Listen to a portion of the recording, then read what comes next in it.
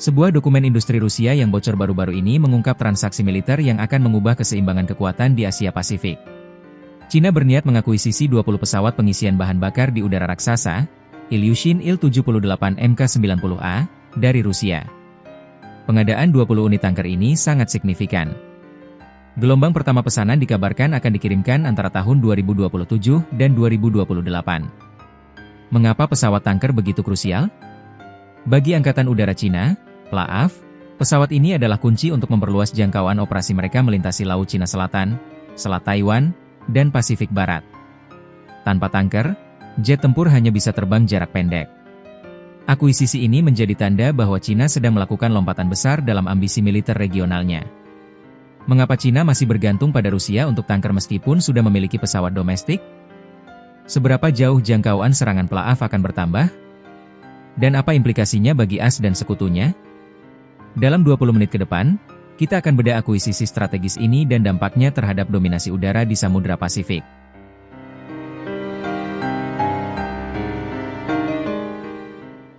Krisis kapasitas tanker Cina.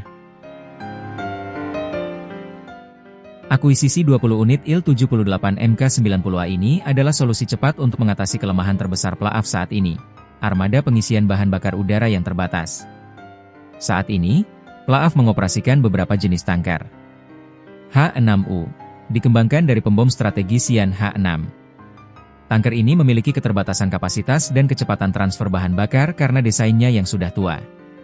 Il-76 modifikasi.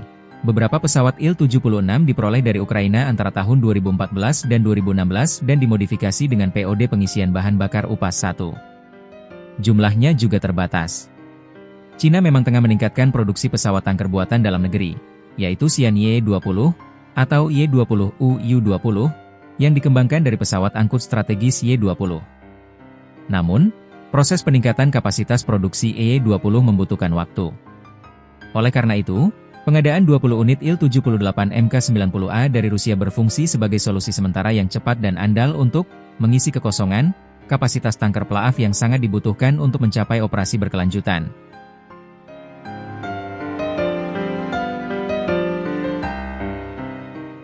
Spesifikasi dan kekuatan Il-78 Mk-90A. Il-78 Mk-90A adalah platform tanker yang sangat mumpuni.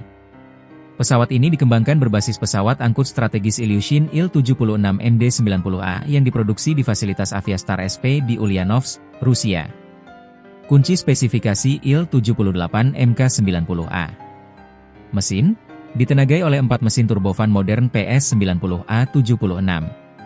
Kecepatan pengisian mampu mengisi bahan bakar pada kecepatan antara 450 hingga 600 km/jam. Kapasitas transfer, total kapasitas transfer bahan bakar mencapai 78 ton pada jarak 1000 km. Angka ini signifikan untuk misi jarak jauh. Kelebihan lain yang membuat pesawat ini berharga adalah fleksibilitasnya. Pesawat ini dapat dikonfigurasi ulang dalam beberapa jam menjadi versi transportasi untuk mengangkut kargo, kendaraan, dan pasukan terjun payung. Ini memberi PLAAF aset logistik ganda yang krusial. Dengan 20 unit tambahan ini, Cina akan mendapatkan lompatan instan dalam kemampuan logistik udara dan pengisian bahan bakar jarak jauh mereka.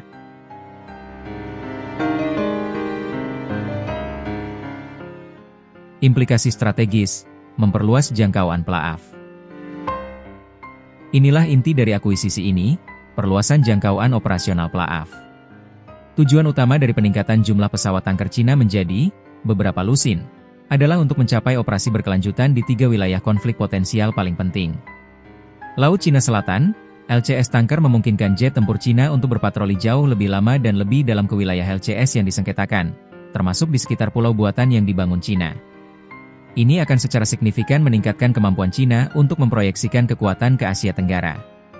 Selat Taiwan, tanker sangat penting untuk skenario invasi Taiwan. Dengan tanker, jet tempur Cina dapat melakukan serangan gelombang berulang-ulang, mempertahankan superioritas udara di atas Selat Taiwan, dan memberikan perlindungan udara yang berkelanjutan bagi operasi amfibi. Pasifik Barat, ini adalah wilayah yang paling ambisius. Dengan pengisian bahan bakar di udara, jet tempur Cina dapat mencapai Sechont Island Chain, mengancam pangkalan-pangkalan AS di Guam, dan melakukan latihan angkatan laut yang jauh dari pantai mereka sendiri. Akuisisi ini secara langsung berfungsi untuk memperpanjang tangan militer Cina, mengubah PLAAF dari kekuatan udara defensif di dekat pantai menjadi kekuatan udara ofensif jarak jauh.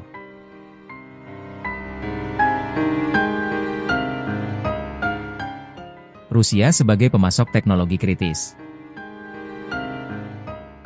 Transaksi ini juga menyoroti ketergantungan berkelanjutan Cina pada Rusia untuk teknologi militer kritis, terutama di sektor penerbangan besar. Meskipun Cina telah mencapai kemajuan besar dengan program seperti Y-20, Rusia masih menjadi pemasok utama mesin turbofan yang andal dan teruji, seperti PS-90A-76 yang digunakan di Il-78 Mk-90A. Kerja sama militer. Akuisisi ini menegaskan semakin eratnya kerja sama militer antara Moskow dan Beijing, yang menjadi keprihatinan besar bagi NATO dan AS di tengah sanksi Barat. Rusia menemukan pasar yang bersedia dan mampu membayar di Cina. Bagi Cina, ini adalah cara cepat untuk mendapatkan kemampuan yang mereka butuhkan tanpa harus menunggu program domestik mereka matang sepenuhnya.